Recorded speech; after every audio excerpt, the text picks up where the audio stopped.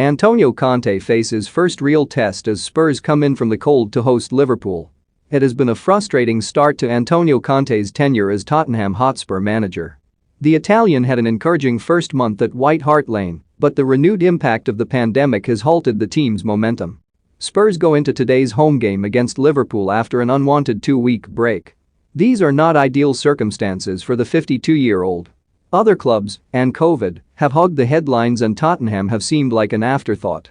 It is easy to overlook that Conte stabilized the side's form after succeeding Nuno Espirito Santo in November. Spurs have taken 10 points from 12 since the new manager's appointment, admittedly against teams in the bottom half of the table, and have looked more coherent. Liverpool are Conte's first real test. In the second half of the 2010s, these clubs seemed to be developing one of the most intriguing rivalries in the Premier League. A series of tense games culminated in the Champions League final in Madrid 2 years ago. The majority of the antagonism has dissipated since Liverpool's 2-0 victory in the Spanish capital.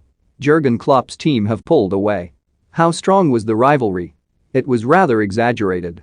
The last time Tottenham beat Liverpool was 4 years ago, a 4-1 Premier League victory at Wembley in a game that represents one of the low points of Klopp's time in charge of the Reds.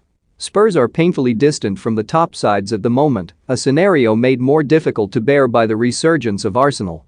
If anyone can make Spurs competitive again, it is Conte. He led Chelsea to the title in 2016-17 with one of the more remarkable feats of management in recent years. The West London club had finished 10th in the table the previous season and appeared to be heading for a similar campaign when they were beaten in consecutive games by Liverpool and Arsenal in September. They were 8 points adrift of the leaders, and a disconsolate Conte looked like a man who did not know how to deploy a lopsided squad.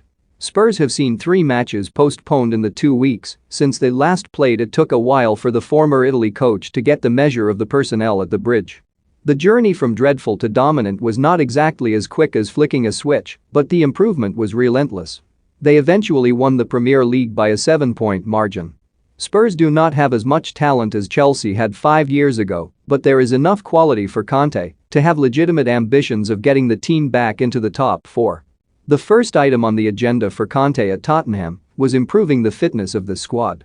Almost every new manager suggests that their new charges are not fit enough, but, interestingly, Conte focused particularly on Harry Kane. COVID has limited what the manager could accomplish on the training ground, but, like Klopp, the Spurs boss puts the players under intense physical and mental pressure when preparing for matches. Conte would be far more confident going into the game against Liverpool if his work with the squad had not been interrupted. The enforced break means Tottenham will be even further away from the match fitness Conte demands. This will frustrate the naturally combative Italian. His first instinct is to instill defensive solidity and try to catch the opposition on the break. Possession is way down the list of what is important to him. Tottenham's last win over Liverpool proved to be a turning point for the Reds under Jurgen Klopp. Letting Liverpool have the ball is a dangerous game. Spurs will likely set up with a back 3 and flood the defensive midfield areas in an attempt to stymie Klopp's side. Kane's fitness will be tested by a lone role up front. Had the pandemic not intervened, Tottenham would be in a much better position to compete with Liverpool. Despite this, Mohamed Salah and co will not find Spurs as callow as they were in January during the dire, waning days of the Jose Mourinho era.